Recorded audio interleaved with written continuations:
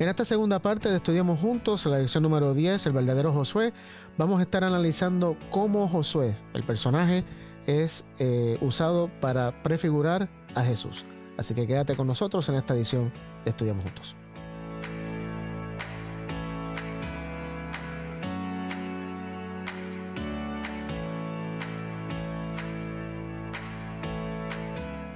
Gracias por estar con nosotros una vez más en esta segunda parte de la lección número 10, ya finalizando este año 2025.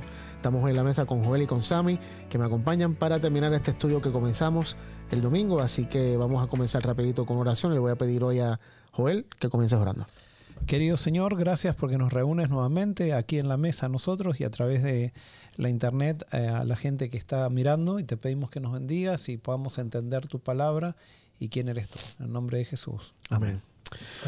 Bueno, estuvimos analizando algo que es un poquito difícil porque la tipología es un concepto muy teológico, ¿no? Y espero que hayan entendido los que estuvieron viendo la primera parte. Si no, véanla 2 o 3 veces para ver si logran coger algo. Pero simplemente la explicación es sencilla. En la Biblia aparecen en el Antiguo Testamento personas, eventos, figuras que de alguna manera Dios los usa para apuntar a Jesús, que es lo que estuvimos analizando. Claro, eso es sencillo. Lo que es complicado son los términos, tipo antitipo, tipo, tipología, todo eso es complicado. Un poquito confuso. Pero espero que se queden acá y no se vean porque están tal vez confundidos, porque hoy vamos a estar analizando el personaje de Josué, específicamente cómo Josué encaja en esta tipología. Y aparece algo muy interesante. En la Biblia, Josué aparece como un antitipo de Moisés. O sea, es como que lo que hace Moisés también lo hace Josué. Y hay varias cosas que tengo aquí, 4 cosas que, por ejemplo, tanto a Josué como a Moisés se le presenta el ángel de Jehová en el llamado, o en algún momento del llamado, y se le ordena que se quiten las sandalias. A Moisés en la zarza ardiente, y a Josué antes de cruzar el Jordán se le aparece el ángel, que ya lo estudiamos acá, y le dice: quítate las sandalias porque este es piso sagrado. A ambos son liderados por Dios para hacer un cruce milagroso de un cuerpo de agua. Moisés cruzó el Mar Rojo, Josué hace el cruce del río Jordán. Ambos se les ordena practicar la circuncisión al pueblo. A Moisés, cuando salió de Egipto, se le pidió que circuncidara a los hombres, y esto lo estudiamos creo que fue algunas semanas atrás. A Josué, antes de conquistar a Jericó, también se le pide que circuncida a los que habían nacido o que tenían edad pequeña, que no habían sido circuncidados en el desierto. Y finalmente Moisés deja muchas instrucciones para la conquista, y Josué es el que ejecuta esas instrucciones que Moisés dejó para la conquista, específicamente la distribución de la tierra. Moisés ya había determinado, esto, tal tribu, tal lugar, tal tribu, tal cosa, y entonces Josué se encarga con los sacerdotes y los demás líderes del pueblo de ejecutar eso. Por esto muchos se preguntan si Josué es el cumplimiento, porque, Josué hace lo que hizo Moisés, pero Dios hizo una profecía a través de Moisés, y está en Deuteronomio. Vamos a Deuteronomio 18. Y muchos se preguntan si Josué es el cumplimiento de esta profecía. Deuteronomio capítulo 18, versículos 15 al 19. El Señor tu Dios hará que surja en medio de ti, de entre tus hermanos, un profeta como yo. A él deberán escuchar, tal y como pediste al Señor tu Dios el día de la asamblea en Horeb, cuando dijiste: no quiero volver a oír la voz del Señor mi Dios, ni tampoco quiero volver a ver tan impresionante fuego, pues no quiero morir. El Señor me dijo: esto que dicen está muy bien. Voy a hacer que de entre sus hermanos surja un profeta como tú. Pondré mis labios en sus labios, y él les comunicará todo lo que yo le ordene decir. Este 18, ¿verdad? Sí. Fíjate que a mí me llama la atención ahora que lo estás leyendo. La razón por la cual Dios dice que va a levantar un profeta. Y por eso yo pienso que, sin duda, no es que Dios levantó un profeta diciendo: Jesús va a ser mi profeta, que yo estoy diciendo en Deuteronomio. No, yo creo que Dios utiliza aún nuestras debilidades para señalarnos a alguien. ¿Cuál es la razón que Dios le está diciendo a Moisés por la cual él va a levantar un profeta? Según el texto. Específicamente el versículo 16. Conforme a todo lo que pediste a Jehová tu Dios en el Horeb, el día de la asamblea, al decir: no vuelva yo a oír la voz de Ajá. Jehová mi Dios, Ajá. ni vea más este gran fuego para que no muera. Interesante. O sea, el pueblo, y esto lo analizamos ya varias veces, el pueblo le dice en el monte y en otras ocasiones, Moisés, no queremos escuchar la voz de Dios. Queremos que tú seas nuestro intermediario. So, tú hablas con Dios y entonces tú nos dices las palabras. Eso no era lo que Dios quería. No era el plan de Dios. No era el plan de Dios. Dios quería literalmente hablarle al pueblo. O sea, los profetas no son el plan de Dios. Correcto. Según entiendo aquí, Y por eso en el Apocalipsis, ahora Sí, sí, sí. en el Apocalipsis habla de que todos los 144,000 van a tener el testimonio de Jesús, que es el espíritu de la profecía. Correcto. O sea, porque evidentemente ya la relación de los 144,000, como van a ir con el Cordero donde quiera que va, no van a necesitar un profeta Correcto. que les esté diciendo, Correcto. ya todos vamos a estar llenos del Espíritu Santo y vamos a tener una madurez espiritual para no necesitar una persona que nos diga y ver qué piensa la persona, porque al final la gente, los seres humanos nos aferramos al profeta como si fuera el Cristo mismo. Ujú. Y por eso tenemos a Pablo y creo que es Moisés. Me parece que fue Moisés fue el que dijo, cuando algunos estaban profetizando, que dijo, no, déjalos, que yo quisiera que todos estuvieran profetizando. Moisés. Creo que fue Moisés. Y Josué y después Jesús con los discípulos también. Jesús con los discípulos. Bueno, no profetizar, pero cuando los discípulos dicen, hay unos que están sanando claro, en tu exacto, nombre, sí, y dice, sí, Jesús sí. dice, déjenlo. Exacto. Y Pablo en el Antiguo Testamento dice que de todos los dones, él quisiera que todos tuviéramos el don de la profecía. ¿Por qué? Pues justamente porque, ¿qué es el don de la profecía? Es esta persona que está tan conectada con Dios, o sea, que habla con Dios. Literalmente, o sea, tienen una relación Y y escucha, recibe mensajes de Dios. O sea, yo creo que el ideal de Dios es, por ejemplo, primero somos miembros de iglesia. Eso es un paso, pero no es... ¿Y miembro de iglesia qué significa? Bueno, claro, yo estoy hablando Claro, ahora sí. humanamente. Ok. Miembros institucionales, que eso Ok. no hace nada. O sea, Claro. no hace ninguna diferencia, pero sí nos pone en contacto con la idea de Dios. No quiere decir que Dios no utiliza tampoco eso. Pero después nos transformamos en discípulos. Después de transformarnos en discípulos, nos transformamos en apóstoles. Y una vez que somos apóstoles, el ideal de Dios es que seamos profetas. Y por eso Pablo dice, Tremendo. yo quiero que todos profeticen. Tremendo. Pero nosotros nos quedamos con la mayoría como miembros, lastimosamente, y piensan que allí está todo. Y resulta que si no llego a ser discípulos, no empecé todavía el camino. Tremendo. El camino se piensa con el discipulado. Pero podemos ver que los discípulos, todos traicionaron a Jesús. Pero no vemos ningún apóstol traicionando a Jesús, Claro. ¿no? Y todos los apóstoles fueron profetas. Y todos los apóstoles fueron profetas en cierto sentido, porque a veces pensamos que profeta es alguien que tiene sueños. No, profeta es alguien lleno del Espíritu. Está el oficio profético, que sí, Dios, por causa de así como tuvo que llamar a Moisés, porque la gente de Israel no quería directamente tener comunión con Dios. Entonces Dios puso un profeta porque la gente no quería tener. Entonces Dios pone profetas por causa de la dureza del pueblo. Claro. Y nosotros pensamos que eso. Entonces, cuando decimos que una iglesia tiene profetas, nos llenamos de orgullo. Y Dios nos manda un profeta a la iglesia porque estamos mal. Claro. O sea, que nosotros Literalmente. que fuerte. O sea, Literalmente. nuestro anhelo no sería eso, de querer tener un profeta, sino es nosotros buscar la presencia de Dios. Claro, Wow. claro. Brutal. Y por eso el surgimiento de esta profecía, de que Dios le dice, yo voy a surgir un profeta después de ti, porque el pueblo no quiere escucharme.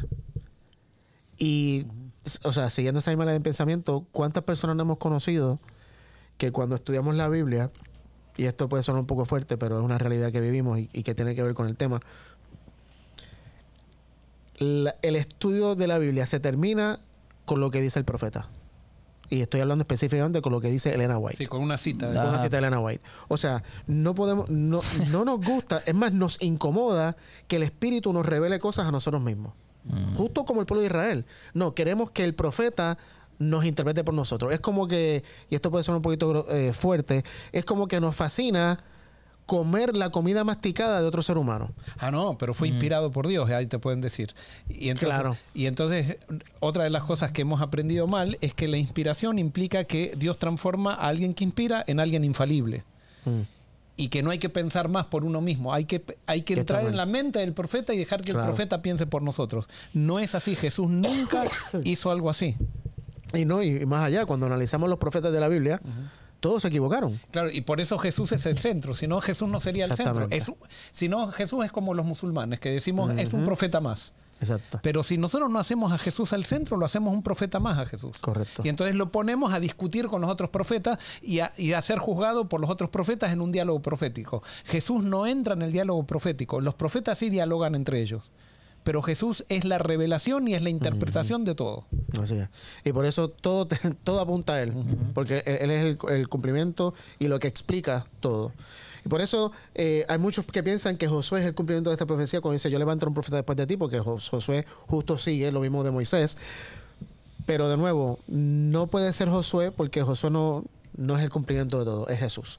Y por eso entiendo yo, y hay muchos eruditos bíblicos que llegan a la misma conclusión de que Jesús es el cumplimiento de la profecía de Deuteronomio. O sea, aquí Dios dice, sí, yo voy a levantar profetas, y sin duda Josué cumplió parcialmente tal vez esta profecía y todos los demás profetas, pero no hubo un profeta que haya cumplido literalmente todo al pie de la letra, que cumpla lo que Dios estaba tratando de decir aquí hasta que llegue a Jesús. Que todas las profecías tienen un cumplimiento parcial y un cumplimiento total. O sea, por ejemplo, tenemos el profeta Elías. Tenemos, no sé si lo vas a mencionar eso. No. Está la o sea, ¿cómo era? El tipo. Elías es el tipo. Sí, el tipo. Elías es el tipo. Y después tenemos un antitipo en Juan el Bautista. Y si no, en Malaquías dice que va a venir un Elías al final del tiempo, que sería el super antitipo. El antitipo del antitipo. Claro, porque aparentemente todos, tanto Elías, no hizo plenamente lo que Dios quería. Juan el Bautista al final se desanima y duda de Jesús. Claro. Y entonces dice que al final del tiempo aparentemente Dios va a levantar, ahora quizás ya en un término escatológico y en un término quizás grupal, a un Elías que ya no va a fallar ni como Elías, a pesar de que cumplieron la obra de Dios. ¿Y cuál es el principio detrás de eso? ¿Cuál es el principio de qué? De Elías. Es preparar camino. Pues para mí que es el antitipo. Claro, el último. Sí, pero es la idea, el preparar el camino. O sea, el Entonces, evento. nos quedamos en los tipos. El antitipo es el evento de preparar el camino. Sí, es como que sigamos pensando yo. Entonces no vemos no es como una que persona, es lo que hace. Correcto, y eso es lo que hay que apuntar y ver. Exacto. Esto es lo que nosotros somos, para que no nos llenemos de orgullo, sino es eso. Y es por eso que dice, viene con el espíritu de Elías. O sea, es el espíritu de Elías. Exacto. No es la persona o que O se el viste grupo, de camello, lo que sea. O sea, Y empieza a comer langosta. Sí. Ajá. Es Muy la bien. misión que está detrás de eso. correcto. Exactamente. Entonces, ¿dónde estábamos? Acá. La respuesta es que Josué y muchos otros profetas fueron cumplimientos parciales, pero el cumplimiento final es Jesús. Y bueno, Juan 1.12, justamente cuando le están preguntando a Juan el Bautista de dónde saca su autoridad, fíjate cómo Juan le contesta. Juan 1, versículo 21, perdón, no 12. Perdón, el versículo 21, sí. Sí, 21. Vamos al 20. Ok. 19 al 21. Ok. Este es el testimonio de Juan cuando los judíos enviaron de Jerusalén sacerdotes y levitas a preguntarle, ¿quién eres tú? Él confesó y no negó. Confesó, yo no soy el Cristo. Y le preguntaron, ¿qué pues? ¿Eres tú Elías? Dijo, no soy. ¿Eres tú el profeta? Y respondió, no. Ok. Cuando le preguntan en el versículo 21, ¿eres tú el profeta? ¿A qué estaban refiriéndose A lo de Moisés. A lo de Moisés. ¿Eres tú el profeta? Y justo mi versión dice, ¿eres el profeta que estamos esperando? Fíjate cómo han pasado ya yo no sé cuántos años, 2000 años tal vez, desde Josué hasta Jesús, y todavía están esperando el cumplimiento de este profeta que había de venir. Que evidentemente ya para este punto ya había una conexión entre ese profeta y el Mesías. Porque le están preguntando a Juan, ¿tú eres el Mesías? O sea, ¿tú eres el profeta que estamos esperando? Y dice, no, yo no soy. Así que, ¿dónde tenemos entonces el cumplimiento de Deuteronomio 18 en el Nuevo Testamento? El antitipo, para usar la palabra teológica. Hechos 3, 22 al 26. Aquí claramente, en Hechos 3, este es el sermón de Pedro, si no me equivoco. Hechos 3, 22 al 26. Porque Moisés dijo, el Señor su Dios les levantará un profeta de entre sus hermanos, como me levantó a mí. Ustedes deben atender a todo lo que Él les diga. Todo aquel que no escuche a ese profeta será eliminado del pueblo. Porque todos los profetas, a partir de Samuel, han hablado de estos días y los han anunciado. Ustedes son los descendientes de los profetas. Son herederos del pacto que Dios hizo con nuestros antepasados, cuando le prometió a Abraham. En tu simiente serán bendecidas todas las naciones de la tierra. Cuando Dios resucitó a cuando Dios resucitó a su Hijo, en primer lugar lo envió a ustedes para bendecirlos y para que cada uno de ustedes se convierta de su maldad. Ok, eso aquí está diciendo que Jesús es el cumplimiento de esta palabra. O sea, sí, vinieron otros profetas, pero Jesús es el profeta que se estaba esperando, según dice Pedro aquí en el sermón. Así que vamos entonces ahora, ya para ir llegando al final, vamos a analizar 5 ejemplos de la vida de Josué, de cómo Josué entonces es una prefigura, es un tipo de Jesús, que es el antitipo. Y perdón las palabras confusas. Simplemente Josué es una figura, una sombra, una prefigura de Jesús, que es la realidad de todo. Ok, comencemos con el primer punto. Josué lleva al pueblo a la tierra prometida y a reposar. Jesús nos lleva a la tierra prometida y al reposo eterno. Vamos a leer los textos. Joel, búscate Josué 21, 43 al 45. Sabe, búscate Mateo 11, 28, 29. Y yo buscaré Hebreos. Ok, Josué 21, 43 al 45. Mateo 11, 28, 29. Y Hebreos 4, 6 al 9. Estamos analizando cómo Josué lleva al pueblo a la tierra prometida y a reposar. ¿Qué dice Josué? De esta manera dijo Jehová a Israel, toda la tierra que había jurado dar a sus padres. No, de esta manera no dijo, sino dio. De esta manera dio Jehová a Israel toda la tierra que había jurado dar a sus padres. Tomaron posesión de ella y la habitaron. Jehová les dio paz a su alrededor, conforme a todo lo que había jurado a sus padres. Y ninguno de sus enemigos pudo hacerle frente, porque Jehová entregó en sus manos a todos sus enemigos. No faltó ni una palabra de todas las buenas promesas que Jehová había hecho a la casa de Israel, todo se cumplió. Muy bien. Así que Josué... Después quiero hablar algo sí, como... Dale. Josué dice que a través de Dios heredan la tierra y todos, dice, la versión tuya dice paz. Sí. Otra versión dicen reposan. O sea, llegan, ya no tienen que conquistar. O sea, Dios le da la tierra y recordando el plan original. El plan original era que Dios iba a expulsar a los cananeos. Los israelitas no tenían que pelear, simplemente entraban a las ciudades o a las tierras y las habitaban y ya reposaban del éxodo, de la peregrinación, de las conquistas, de todo. Justamente es lo que es una prefigura. Dios va a hacer lo mismo. Literalmente. Y, nada más que sí. acá, perdona, no se cumple totalmente la profecía. Y no se cumple totalmente la profecía por causa de Israel. Correcto. Porque dice acá que ninguno de sus enemigos pudo hacerle frente. Y justamente Dios lo que hizo es puso debilidad en todos los enemigos de ellos. Nada más que ellos querían hacerle frente a los enemigos. Tenían que ir a habitar nomás. Querían hacerle frente y entonces eso fortalecía a los enemigos para que le hagan frente también. Y de paso, nos dice también el libro de Josué que no pudieron expulsar a todos, porque el método que estaban usando no era el método que Dios estaba diciendo. Entonces, el método de la guerra evitó que pudieran expulsar a todos los habitantes de Canaán. Evitó que Dios pudiera usarlos totalmente y hacer la obra que había profetizado. Pero fíjate que dice acá que Dios cumplió todo lo que le había dicho. Por eso esto es un tipo del verdadero antitipo de la conquista final, o sea, que va a ser por el amor, no va a ser por medio de la violencia. Correcto. Que es lo que va a cumplirlo todo. Entonces, ¿cómo Jesús cumple esto? Mateo 11, 28, 29. Vengan a mí todos ustedes, los agotados de tanto trabajar, que yo los haré descansar. Lleven mi yugo sobre ustedes y aprendan de mí, que soy manso y humilde de corazón, y hallarán descanso para su alma. Entonces, ¿qué es el reposo? Obviamente, en la época de Josué, el reposo, la paz era, ok, ya no tengo que pelear, ya no tengo que conquistar, ya ahora voy a vivir tranquilo. Aquí Jesús está diciendo que Él es el reposo.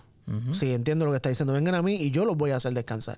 Sí. O sea, yo les voy a dar a ustedes el reposo y la paz que tal vez tú estás buscando por muchas otras maneras, que tal vez esto has soñado y no has logrado, porque soy yo. O sea, yo soy la realidad de esta paz, y Jesús, de este reposo. Claro. De este y eso descanso. También es otra cosa. Jesús es el sábado. Exacto, lo que correcto, también. El descanso. Y entonces en Hebreos 4, 6 al 9 nos dice lo siguiente. Así que el descanso de Dios está disponible para que la gente entre, pero los primeros en oír esta buena noticia no entraron, porque desobedecieron a Dios. Entonces Dios fijó otro tiempo para entrar en su descanso, y ese tiempo es hoy.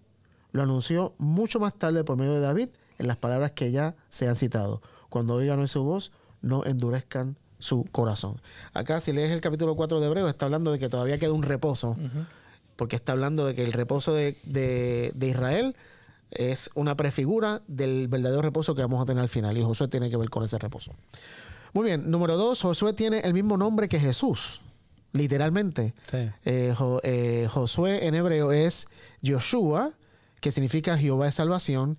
Y en el griego, Jesús es el nombre griego de Josué, que significa lo mismo, obviamente. Así que, pero hay algo interesante. Hebreos 4:8, quiero que lo lea una de sus versiones, porque esto me llamó mucho la atención, no sabía esto. Hebreos 4:8, que fue el que leí ahora. Mi versión dice, ahora bien, si Josué hubiera logrado darles ese descanso, Dios no habría hablado de otro día de descanso aún por venir. ¿La versión de usted dice Josué? Sí, Josué. Porque es interesante, porque en el griego es Jesús, no es Josué. O sea, no es Esto, claro, el que traduce la Biblia correcto. Para hacer la diferencia. Exacto, Ajá. exacto. Pero me llama la atención que en el original, no sé si es el que tradujo o el que escribió el libro, que quiso específicamente usar a Jesús. O sea, que puso el nombre hebreo. Correcto. No el nombre griego. Exacto. Me llama la atención. Muy bien. Número 3. Josué derrota a los enemigos en la tierra. Jesús derrota a nuestros enemigos espirituales. ¿Por qué? Porque como ya analizamos, Dios no mata ni destruye. Esto lo hemos venido diciendo muchas veces porque Jesús lo aclara claramente en Juan 10:10, me parece que es la evidencia más grande, que el ladrón viene a robar, a matar y a destruir, pero yo he venido a que tengan vida. Así que, así como Josué derrota a los enemigos, que realmente no fue, aunque sí fue Josué usando la fuerza, ¿no? Pero no era el plan de Dios, pero Dios lo usó de todas maneras, peleó y derrotó enemigos físicos y terrenales. Jesús derrota a nuestros enemigos espirituales. ¿Cuáles son los enemigos espirituales que tenemos? Y esto está muy impresionante. Efesios 6. No. Primera de Juan 3:8, aunque sí vamos a hablar de Efesios más adelante. Sammy, Primera de Juan 3:8, Joel, Primera de Corintios 15, y yo leo Hebreos 2:14. Primera de Juan 3:8, Primera de Corintios 15, 54 al 57. ¿Qué cosas son las que Dios derrota? Así, para que no podamos entrar a la tierra prometida, vamos a seguir la analogía y la cronología. Ok. Josué es el líder. Entra a la tierra prometida. Conquista, reparte la tierra, le da paz a todo el mundo. Pero entonces él tuvo que derrotar a ciertos individuos, ciertas naciones, para que el pueblo pudiera conquistar. ¿Qué es lo que Jesús va a derrotar para que nosotros podamos entrar a la tierra prometida? Primera de Juan 3:8. El que practica el pecado es del diablo, porque el diablo peca desde el principio. Para esto se ha manifestado el Hijo de Dios, para deshacer las obras del diablo. Ok, so Jesús derrotó las obras del diablo. Otras versiones dicen las obras del pecado. Jesús derrota la obra del pecado. So, ese es un enemigo que tenemos. Esa es la conquista. Esa, correcto. No hay otra.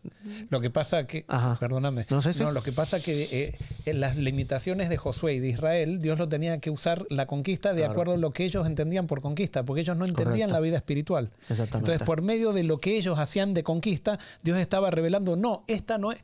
Esto simplemente les estoy dando la oportunidad para que lo hagan, para que entiendan que hay una batalla, pero esa batalla no es material, no es venciendo a enemigos, ni venciendo a enemigos carnales, sino que es venciendo a enemigos espirituales. Y esa obra, así como yo quisiera hacerla, esa obra sin poder de la fuerza, la voy a hacer en la vida de ustedes sin el poder de la fuerza, sino por medio del fuego del amor.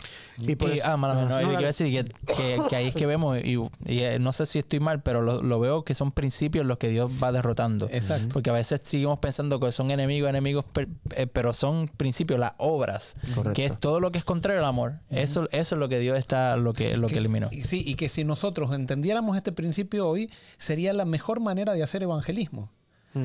O sea, porque no es que debe ser la única manera de evangelismo. Es la única. Es que Dios nos quiere... Correcto. Pero todavía tenemos la mentalidad de Josué y queremos hacer evangelismo atacando a las personas. Claro, sí. Criticando a los del otro lado. Criticando a los del otro lado, compitiendo con el otro, tratando de llenar nuestra iglesia. En vez de llevar el reino y ser sal, llevarlo a todo el mundo, no, queremos traer gente. Y así no tenemos el poder. Dios nos utiliza igual, pero no tenemos el poder del real poder que Dios quiere manifestar, ¿no?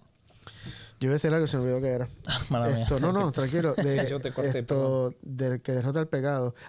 Que esto es otro punto importantísimo de lo que es tipología.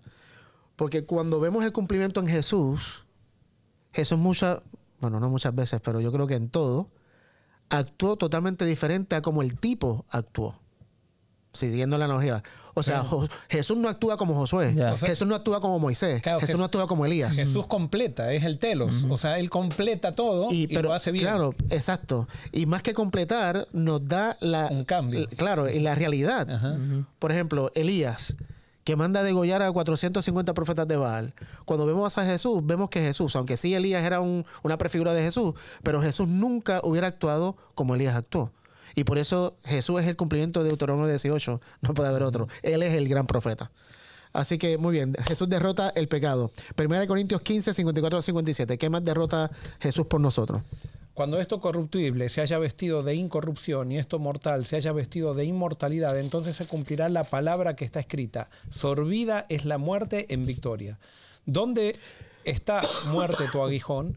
¿Dónde sepulcro tu victoria? ¿Hasta dónde? Hasta el 57. Porque el aguijón de la muerte es el pecado y el poder del pecado es la ley. Pero gracias sean dadas a Dios que nos da la victoria por medio de nuestro Señor Jesucristo. Muy bien. Entonces, Jesús le pone fin y derrota a la misma muerte. Es interesante porque la paga del pecado es muerte. O sea, el pecado paga con muerte. Y Jesús coge el pecado y la paga del pecado y las derrota. Y las vence. Y finalmente en Hebreos 2.14 nos dice, voy a leer desde el 13, dice, también dijo, pondré mi confianza en él, es decir, yo y los hijos que Dios me ha dado. Versículo 14. Debido a que los hijos de Dios son seres humanos, hechos de carne y sangre, el Hijo también se hizo de carne y sangre, pues solo como ser humano podía morir y solo mediante la muerte podía quebrantar el poder del diablo, quien tenía el poder sobre la muerte. Y esto es interesante porque la palabra quebrantar aquí, en el griego es, que lo escribí acá en la Biblia, es calarejeo, no sé si es calarejeo, pero ¿qué significa la palabra quebrantar? Que no sé cómo dice en su versión. ¿En qué estábamos? En el versículo Hebreos 2.14, donde dice, mediante la muerte podía quebrantar el poder del diablo. Destruir por medio de la muerte. Aquí dice destruir. Fíjate qué interesante, porque en el original la palabra griego no tiene nada que ver con destruir. En el hebreo significa dejar inactivo, desempleado o inoperante. En otras palabras, no es que Dios viene a destruir a Satanás, o sea, a matarlo, sino que viene a dejar las obras de Satanás inoperantes. O sea, lo va a dejar desempleado. Es la palabra literal que usa la Biblia. Satanás no va a tener empleo. Él no va a poder ya engañar, no va a poder hacer nada. Bueno, eso es un tipo del milenio. Correcto, exactamente, exactamente. Así que Jesús, fíjate, Josué derrota a los enemigos en la tierra, Jesús derrota a nuestros enemigos espirituales, el pecado, la muerte y el poder que tiene el diablo. Esto es impresionante para mí. Número 4, ya terminando de los 5. Josué distribuye la herencia, Jesús nos da la herencia eterna. Y aquí sigue, Joel, búscate Efesios 1, 11 al 14, Sammy, primera de Pedro 1, 2 y 4. Yo hablaba de Efesios 6. O sea, sí, no tenemos lucha con contra la carne. Sí, eso sí, aquí lo tengo. Efesios 1. Efesios 1, 11 al 14. 11 al 14. Dice así. En él asimismo tuvimos herencia, habiendo sido predestinados conforme al propósito del que hace todas las cosas según el designio de su voluntad, a fin de que seamos para alabanza de su gloria, nosotros los que primeramente esperábamos en Cristo. En él también vosotros, habiendo oído la palabra de verdad, el evangelio de vuestra salvación, y habiendo creído en él, fuisteis sellados con el Espíritu Santo de la promesa, que es las arras de nuestra herencia hasta la redención de la posesión adquirida para alabanza de su gloria. Tremendo, 2 veces usa en él. En Jesús tenemos la herencia. En Jesús tenemos la herencia. Y a través del Espíritu el Espíritu garantiza que Dios nos va a dar la herencia. Es tremendo. Y primera de Pedro 1, 2 al 4. Dice, según el propósito de Dios y Padre mediante la santificación del Espíritu para obedecer a Jesucristo y ser limpiados con su sangre, que la gracia y la paz les sean multiplicadas. Bendito sea el Dios y el Padre de nuestro Señor Jesucristo, que por su gran misericordia y mediante la resurrección de Jesucristo nos ha hecho nacer de nuevo a una esperanza viva, para que recibamos una herencia incorruptible, incontaminable e imperecedera. Esta herencia les está reservada en los cielos. Ok. La herencia que tiene el pueblo de Israel la perdieron. Pero la herencia que Jesús nos da, nunca la perderemos. Eso por eso es el cumplimiento. Y finalmente Josué permaneció fiel a la ley, a veces, pero Jesús cumplió perfectamente toda la ley. ¿Y por qué digo eso? Porque si bien es cierto que Josué y Moisés, los dos, fueron hombres muy obedientes a Dios, aquí analizamos qué pasó con Josué cuando fueron a la ciudad de Ai. Fallaron. O sea, no hubo profeta que no falló en algún momento. Así que al fallar una vez, ya son culpables de todo. Pero nunca pueden ser los antitipos. Exacto. Exacto. El tipo siempre es imperfecto. Exacto. Pero Jesús sí cumplió la ley. Y esto me estuvo curioso porque no encontré un versículo donde diga que Jesús cumplió toda la ley. Pero sí se puede deducir de ciertas cosas. Por ejemplo, Romanos 13:10 dice que el que ama ha cumplido toda la ley. Y cuando vemos la vida de Jesús, o sea, Jesús lo único que hizo fue amar. Claro, lo que pasa es que el pensamiento cristiano, no el judío, justamente eso es lo que vino a cambiar Jesús. El pensamiento cristiano no es cumplir, es relación. Exacto. Y todavía nosotros tenemos esto del cumplir, ese pensamiento judío, todavía el cristianismo está invadido por eso y pensamos que la vida cristiana es cumplir. Y es relación la vida cristiana. Y Jesús, eso era una de las cosas que no les gustó a los judíos y por eso lo critican tanto a Pablo, porque Pablo quiso cambiar ese énfasis y entonces no decía la ley es mala, pero decía la vida cristiana no se trata de cumplir, se trata de tener el Espíritu Santo y estar lleno del Espíritu Santo para que el fruto del Espíritu, la vida de Jesús, se manifieste en nosotros. Pero no les gustaba eso a los judíos que estaban acostumbrados a hablar de la ley, cumplir, hablar de la ley y cumplir. Y por eso, y ya para cerrar, por eso es que, número uno, Jesús es tan importante. Pero cuando hacemos de Jesús el centro de toda la tipología, corremos un riesgo grande.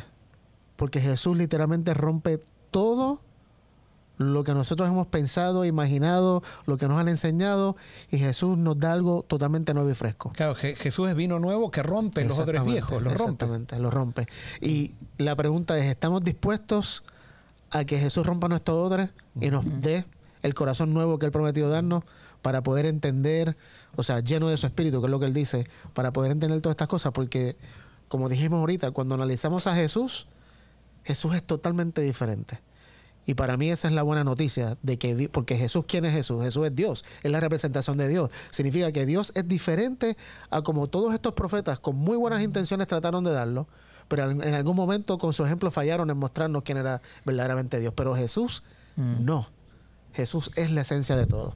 Y por eso, con todo esto de tipología y todas estas demás cosas que estamos estudiando, simplemente te quiero dejar con esto. Recuerda que Jesús es el centro de todo. Y Jesús vino a revelarnos algo que nadie pudo revelarnos al nivel de Jesús. Porque Jesús es la revelación del Padre, sin filtro, sin interpretaciones humanas. Es totalmente Dios revelado en la carne. Así que, como dijimos hace un segundo, ¿estás dispuesto a que la revelación de Jesús rompa tu odre y te dé un odre nuevo, lleno de vino nuevo? El vino nuevo es el mejor vino que puedes probar en tu vida. Así que te invito a que dejes que Jesús rompa tu odre y te dé su espíritu y puedas entonces entender quién verdaderamente es Dios a través de Él. Que Dios te bendiga.